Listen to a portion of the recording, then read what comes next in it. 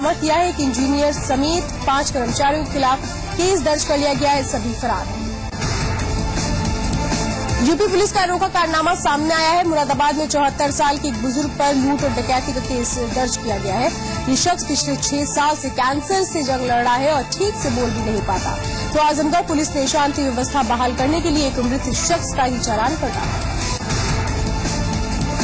दिल्ली में कल हुई लूट की रकम 10 से 15 करोड़ तक हो सकती है। पुलिस सूत्रों के मुताबिक लूटी गई रकम रुपए के अलावा यूरो और डॉलर में भी हो सकती है। जिस बिजनेसमैन का पैसा लूटा गया है वो जांच में सहयोग नहीं कर रहे हैं। आयकर विभाग भी लूट की जांच में जुट गया है।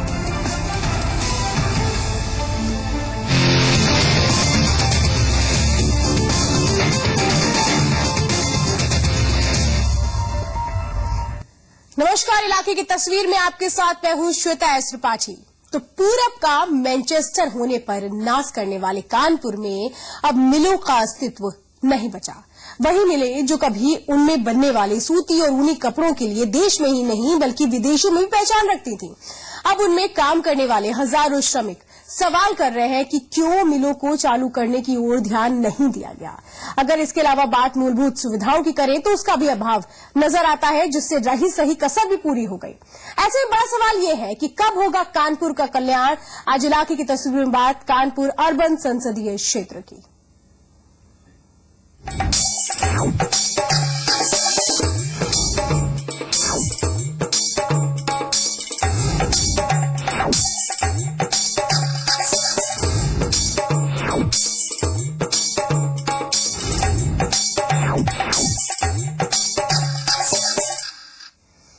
तो पूरब का मैनचेस्टर, यूपी की फाइनेंशियल कैपिटल, इस औद्योगिक नगरी को ऐसे कई तमगे मिल चुके हैं। वही बात क्रांति और गौरव की हो तो यहां भी कानपुर एक खास पहचान रखता रहा है। लेकिन आज का कानपुर अपनी बदरंग तस्वीर देख रहा है, जहां कई उद्योग धंधे अब हाशिए पर है तो कई अंतिम सांसें ले रहे हैं। इसके अलावा गंदगी और मूलभूत सुविधाओं का अभाव यहां की जनता को परेशान करता रहा है। इसलिए चलिए सबसे पहले यही जानते हैं कि क्या कहती है कानपुर के इलाके की तस्वीर।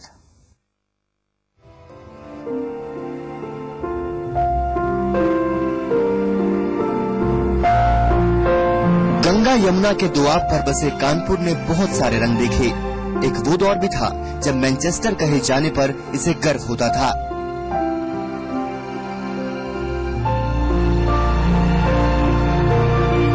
मिलों की आवाज कभी बंद नहीं होती थी।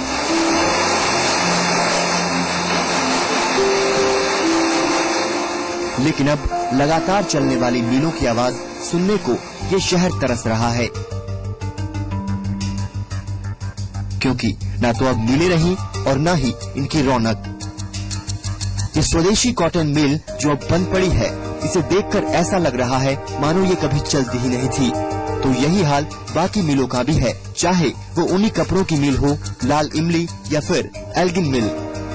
जंग खाती मशीनें और अंग्रेजों के समय में बनी ये इमारतें जो धीरे धीरे खोखली होती जा रही हैं, लेकिन ये खुद सवाल कर रही हैं कि कैसे छिन गई इनकी ये शान।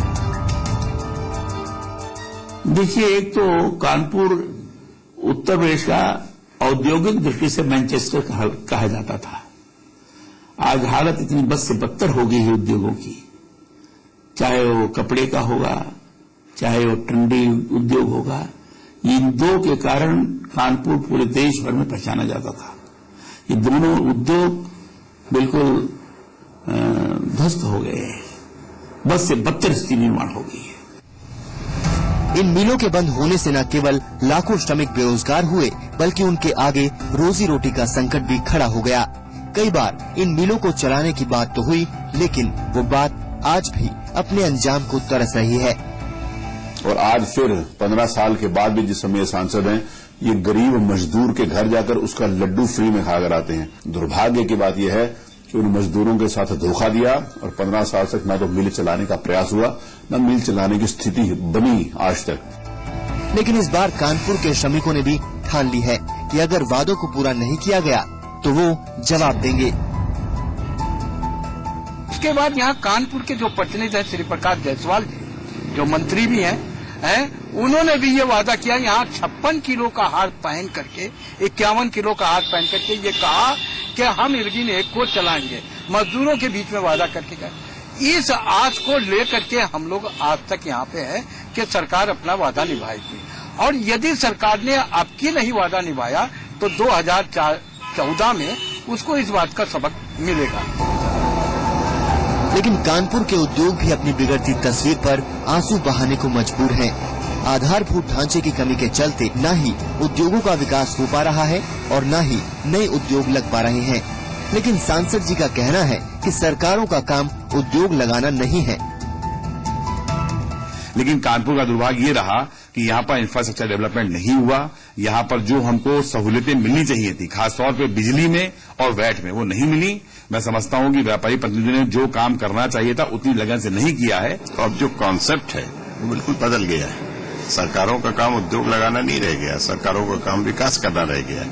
उद्योग लगाना निजी क्षेत्र का काम है। अब जरा कोई सांसद जी से पूछे कि बिना उद्योगों के वो विकास कैसे करेंगे, तो वहीं बीजेपी विधायक कह रहे हैं कि सांसद जी शहर के विकास में कम, अपने फायदे में ज्यादा लगे हैं। लेकिन लोगों का मानना है कि उद्योगों की जगह पर व्यापार हावी होता जा रहा है।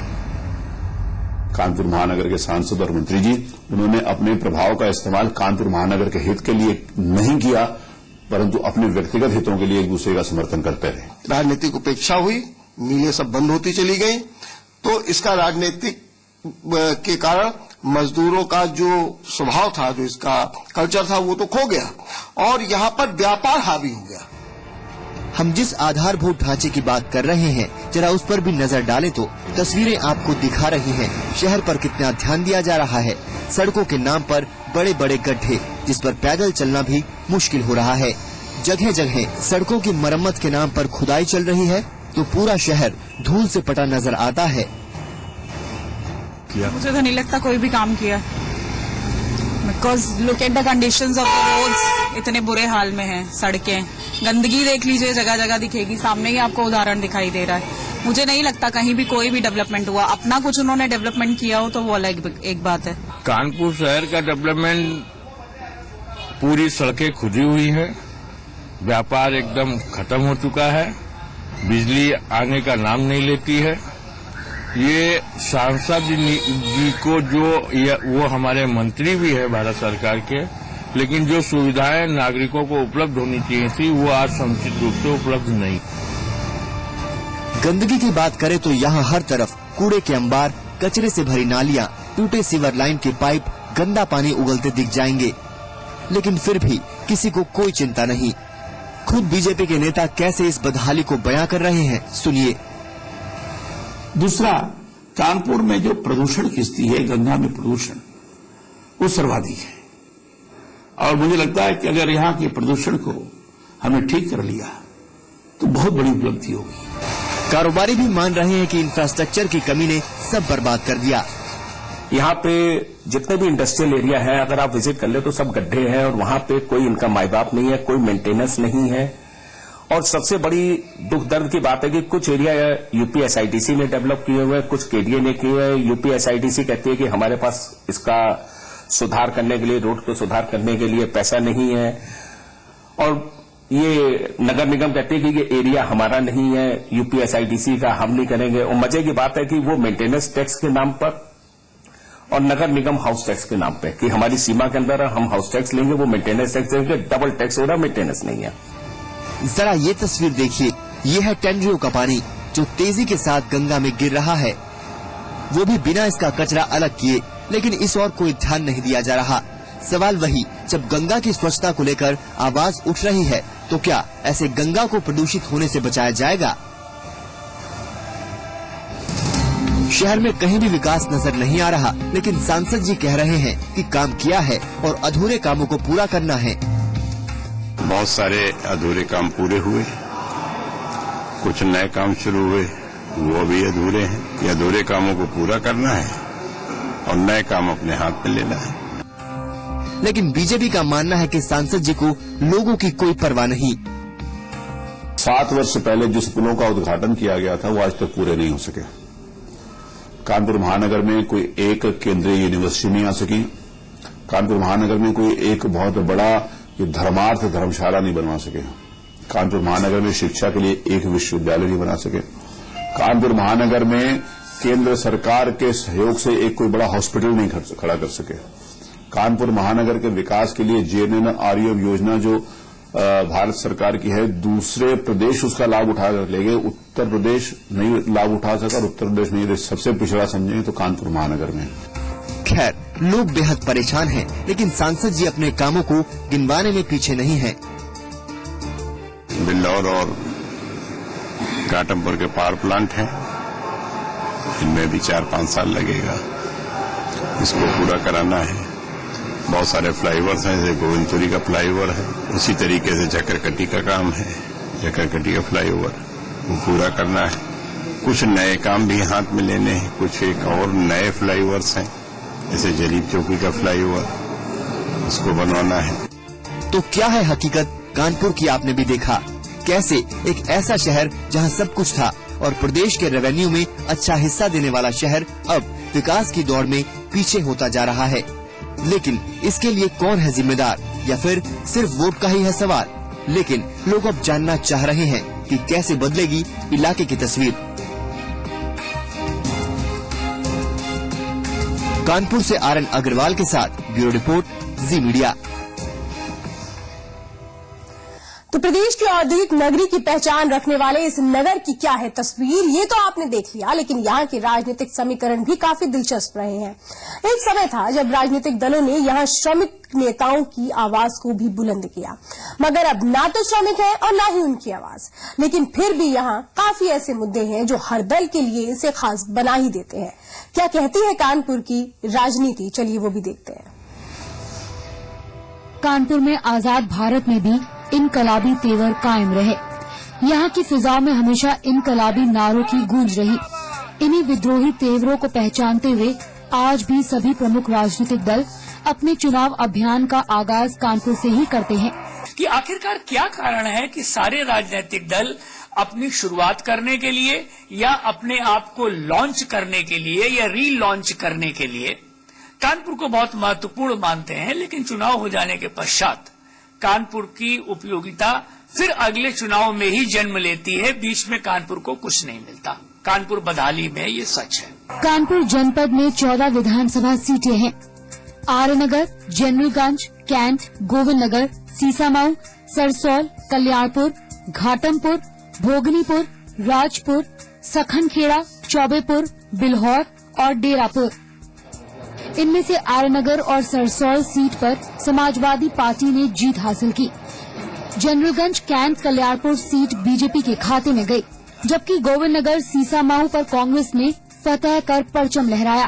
कानपुर नगर की 7 में से 6 सीटों पर बीजेपी और कांग्रेस के विशुद्ध व्यापारी प्रतिनिधि काबिज हैं।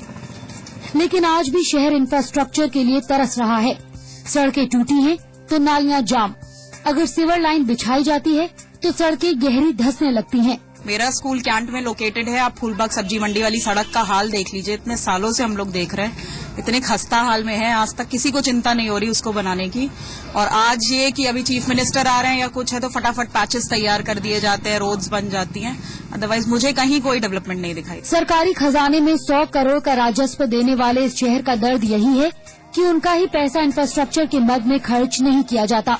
ये एक फंडामेंटल प्रिंसिपल को शायद हमको समझने में भूल हो गई और इसीलिए उद्योगों का राष्ट्रीयकरण करने से समस्या का निदान तो नहीं हुआ, लेकिन काफी जो पब्लिक वेल्थ थी या पब्लिक टैक्सेस के रूप में जो रुपया सरकार की कैपिटल थी वो इसमें काफी खराब किया गया। न तो इन उद्योगों से उत्पादन बढ़ा, नई मिलों में नई मशीनें भी लगाई गई, लेकिन उससे भी कोई मामला हल नहीं हुआ। कानपुर के वोट बैंक की बात करें तो यहाँ हर सीट के अपने अपने समीकरण रहे हैं। हालांकि कानपुर कांग्रेस का परंपरागत गढ़ मानी जाती है, लेकिन अब बीजेपी इस गढ़ में सेंध लगा चुकी है। पर सत्ता के खिलाफ विरोधी दलों के उम्मीदवारों को विधानसभा भेजने की सजा कानपुर को मिलती रही। जनपद को न तो कभी भरपूर नागरिक सुविधाएं दी गई और न ही इसके विकास के लिए सरकारी खजाने का मुंह खोला गया। चुनाव के नजदीक आते ही यहाँ की कपड़ा मिलों को दोबारा चालू करने का मुद्दा गरमाने लगता है। इसकी गर्मी में सभी दलों ने हाथ सेके हैं, लेकिन क्या यही इसकी तकदीर है? अब लोग भी विकास न होने से परेशान हैं और खुद पूछ रहे हैं, क्या जनप्रतिनिधियों को वाकई हमारी चिंता है? क्या इस बार बदलेगी इलाके की तस्वीर? कानपुर से RN अग्रवाल के साथ ब्यूरो रिपोर्ट, जी मीडिया। तो राजनीतिक समीकरण, इलाके की तस्वीर भी आपने देख ली, लेकिन वीरों की भूमि में उद्योगों से लेकर हर रंग देखने को मिलता है। और क्या कुछ हकीकत है कानपुर की, ये भी आपको बताएंगे एक छोटे से ब्रेक के बाद।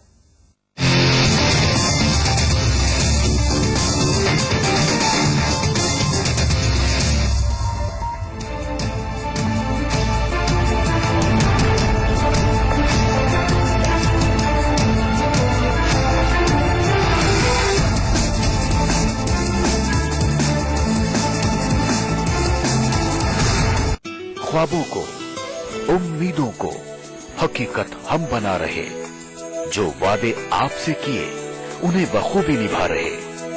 अपने वादे के अनुसार प्रदेश सरकार आसरा योजना के अंतर्गत अल्पसंख्यक बहुल तथा नगरीय मलिन बस्तियों में शहरी गरीबों को आवास उपलब्ध करा रही है।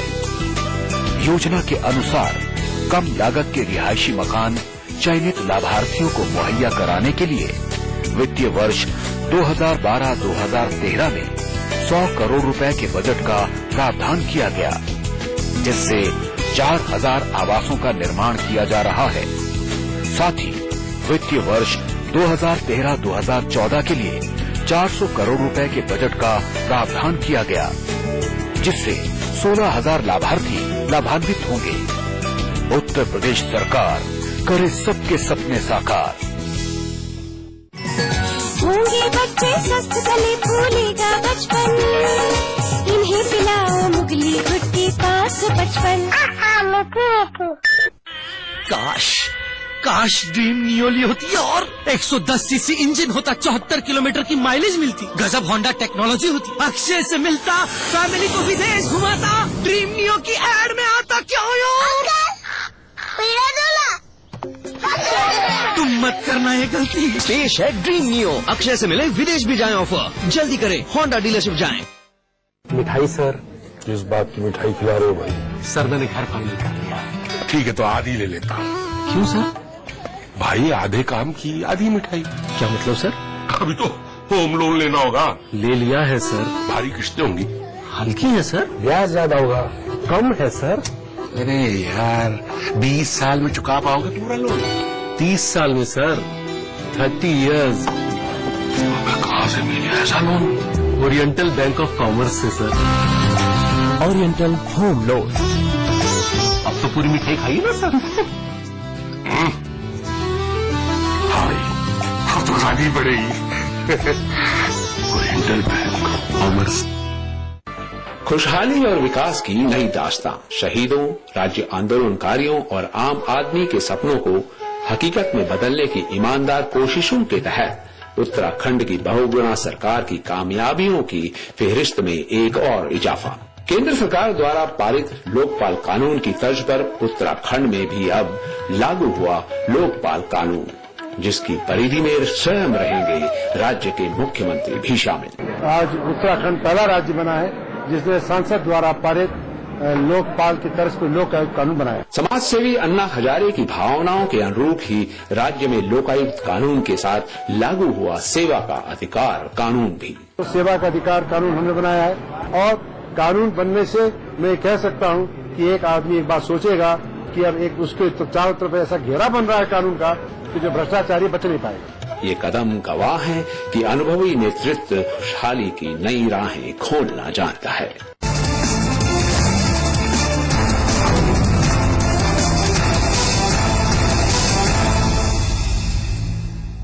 तो यूपी कांग्रेस प्रभारी मधुसूदन मिस्त्री ने जी मीडिया से खास बातचीत में दावा किया कि उनकी पार्टी यूपी में पहले से ज्यादा लोकसभा सीटें जीतेगी। मिस्त्री ने कहा कि उनकी पार्टी का काम करने का अपना ही तरीका है और अपनी रणनीति है। बीजेपी ये आरोप लगाती है कि चुनावों से पहले कांग्रेस डर गई है नरेंद्र मोदी नाम के शख्स से। कांग्रेस को न कोई डरा सका है और न ही कोई उसको विवाद या वो बना सका है। उसका काम करने का अपना एक तरीका है। उत्तर प्रदेश के अंदर ऐसा लग रहा है कि बीजेपी को बहुत अच्छी बढ़त मिल सकती है इन चुनावों के अंदर, बिहार में अच्छी बढ़त मिल सकती है और हिंदी हार्टलैंड में बीजेपी कांग्रेस से बहुत बेहतर प्रदर्शन कर सकती है। क्या आपको लगता है ये तमाम फैक्टर्स आपके अगेंस्ट जा रहे हैं? बिल्कुल, मैं ये भी बता रहा हूं यूपी के अंदर हमारी 22 सीटें, हमको गई बार करीब 18 या 19% वोट मिला था। बीजेपी की 10 सीटें, बीएसपी की 23 से शायद 23 या 24 सीटें हैं और सपा की 21 सीटें। आप हमको बोलने का आप उधर से नीचे उतर जाओगे, सर्वे वाले, नॉट यू। और जो दूसरे लोग बोल रहे हैं उनकी इधर से उठ के उधर चले जाएगी।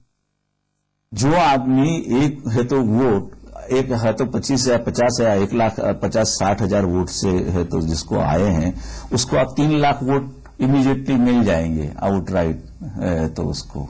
और जिनने 3 लाख वोट इकट्ठे किए थे वो 10,000 या 15,000 से आ आपने कई चुनाव लड़ाए, मैं बता रहा हूँ ना, मैं प्रभारी हूँ ना, मैं प्रभारी हूँ, नंबर 3 में मैं यूपी का प्रभारी हूँ ना, मैं बता रहा हूँ ना।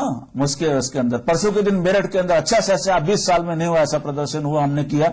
बनारस के अंदर किया, लखनऊ के अंदर हमने किया। हम 22 सीट आएंगे, हमारी 22 सीट रिटेन करेंगे, इतना ही नहीं उसको और हम बढ़त दिला के और भी सीट के ऊपर हम जाएंगे। हमारी स्ट्रेटेजी है। I don't want to reveal that strategy what we have it. So naturally I mean whatever they say, see I am a political worker, I don't lose confidence.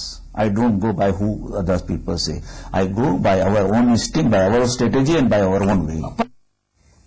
और एक बड़ी खबर आ रही है हमीरपुर में। सुमेरपुर थाना इलाके के टेढ़ा गांव में बीए की एक छात्रा ने खुदकुशी कर ली है। पुलिस मामले की जांच में जुट गई तो फिलहाल खुदकुशी के कारणों का पता नहीं चल पाया है। रविंद्र निगम हमारे साथ है। रविंद्र, क्या ये पता लग पाया है कि खुदकुशी की वजह क्या है?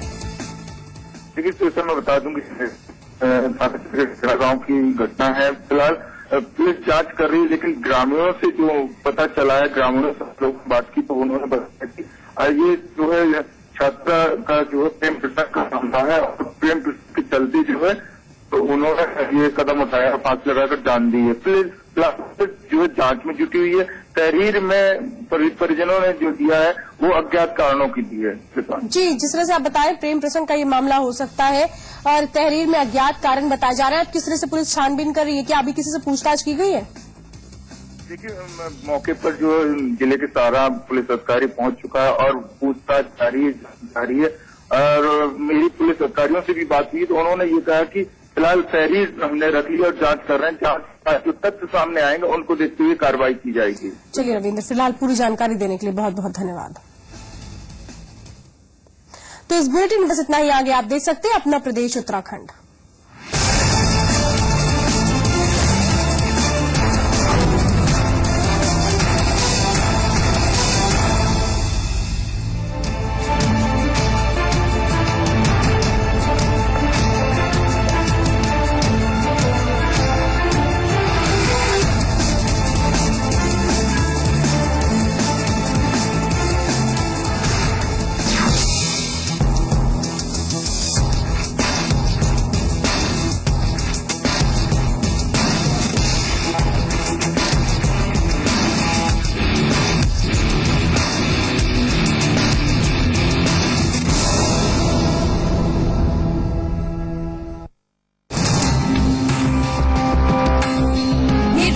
विलेज वाली रायबरेली है, ये रायबरेली वाली रायबरेली है। इस क्षेत्र में क्रांति और आंदोलन दोनों देखे हैं। वोटिंग ट्रेंड पर बात करें तो वोटर्स लगातार यहाँ पर अपनी लॉयल्टी और अवेयरनेस दिखाते आए।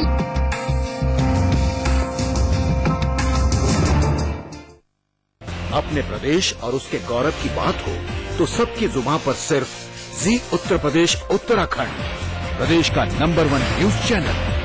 जी उत्तर प्रदेश उत्तराखंड, अपना प्रदेश अपना देश। करने को तैयार, शरारत वाली जोड़ी, राइट, साथ करे हर चैप्टर पार। ओ, पढ़ाई वाली जोड़ी, बनाना हर बार।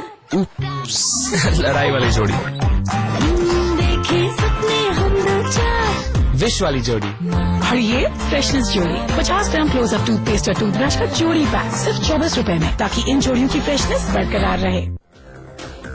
जनता के खुशहाल जीवन के लिए उत्तराखंड सरकार के महत्वपूर्ण निर्णयों में राज्य आंदोलनकारी है सबसे ऊपर। पहली बार पर्वतीय क्षेत्र में कैबिनेट करना, उच्च शिक्षा, तकनीकी शिक्षा और स्वास्थ्य शिक्षा को बढ़ावा देना कैबिनेट निर्णयों में विशिष्ट रहा है, जिसमें राज्य में डिग्री कॉलेजों, पॉलिटेक्निक, ITI, इंजीनियरिंग कॉलेजों और मेडिकल कॉलेजों की संख्या में तीव्र बढ़ोतरी हुई है। राज्य के 61 लाख लोगों के लिए खाद्य सुरक्षा में सस्ता राशन, वृद्ध विकलांग विधवाओं की पेंशन में 800 रुपए की समानता, सैनिक विधवाओं की पुत्रियों पे विवाह को 1 लाख और वीरता पुरस्कारों की राशि में कई गुना वृद्धि शामिल है। मरीन बस्तियों का नियमितीकरण, जनता को संपत्ति का अधिकार, सड़क, पानी, बिजली जैसी मूलभूत सुविधाएं और वर्ग 4 और आसामी पट्टेधारकों को मालिकाना हक दिलाना विशिष्ट कार्य कैबिनेट के फैसलों में शामिल रहा। 35,000 लोगों के लिए सरकारी नौकरियों के खुलते द्वार और भीषण आपदा से क्षति को राहत राशि में की गई कई गुना वृद्धि जैसी सरकार की जनहितकारी योजनाओं से सुनहरे पहल की आहट साफ सुनाई पड़ती है।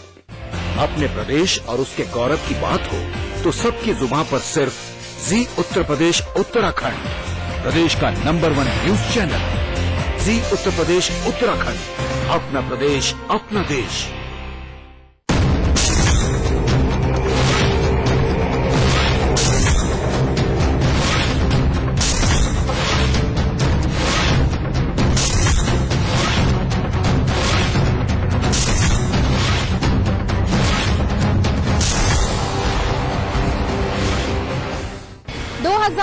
के सियासी महासमर में जमीनी ना रहेगी हमारी, या विकास का हम कुछ नहीं करेंगे। यहाँ अपहरण उद्योग बन गया है, लूट उद्योग बन गया है। कैसा रहेगा उत्तर प्रदेश उत्तराखंड का मिजाज? पलायन मुक्त पीढ़ी देखना चाहते हैं। जब सरोकार से दूर हो सरकार, यहाँ का लॉ एंड ऑर्डर पूरे उत्तर प्रदेश में खराब है, तो हम बनेंगे आपकी आवाज। रोज शाम 7:30 बजे सिर्फ जी उत्तर प्रदेश उत्तराखंड पर। प्रायोजक हैं pole infrastructure touching hearts building confidence और टीवीएस जुपिटर।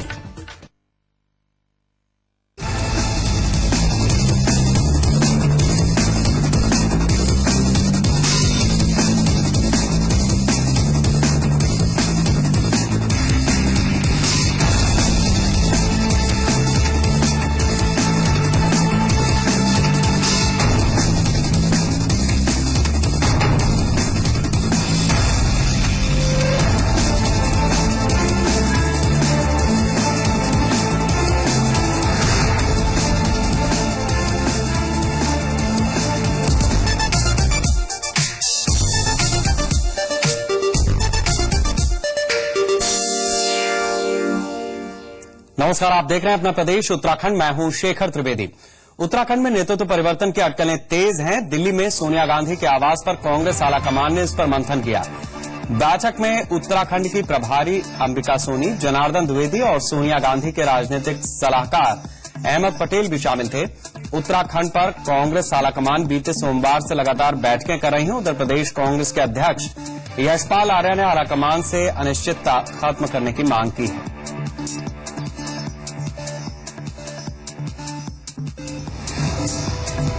रुद्रप्रयाग के विकासखंड अगस्त मुनि के इसाला में ग्रामीणों ने मनरेगा में भ्रष्टाचार के आरोप लगाए हैं। उनके मुताबिक उन्हें भुगतान नहीं किया गया, जबकि मनरेगा की वेबसाइट पर मजदूरों को भुगतान दिखाया गया है, जिस पर जिलाधिकारी ने जांच के आदेश दिए हैं।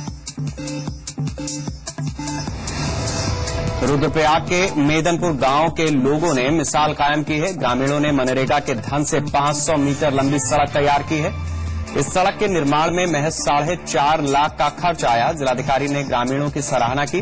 उन्होंने उम्मीद जताई कि बाकी गांव के लोग भी इससे सीख लेंगे।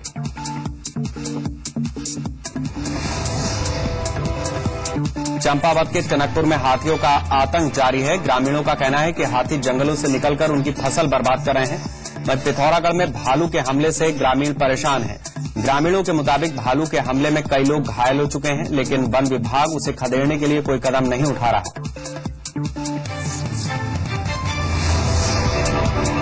पौड़ी के चौबट्टा खाल प्राथमिक विद्यालय एक ही कमरे में सिमट कर रह गया है। ग्रामीणों के मुताबिक बीते कई सालों से इस प्राथमिक विद्यालय में तहसील कार्यालय है, जिसमें 4 कमरे तहसील के उपयोग में लाए जा रहे हैं, जबकि एक कक्ष विद्यालय के पास है, जिससे विद्यार्थियों को काफी दिक्कतें पेश आ रही हैं। उधर अभिभावक भी अपने बच्चों को लेकर काफी चिंतित हैं।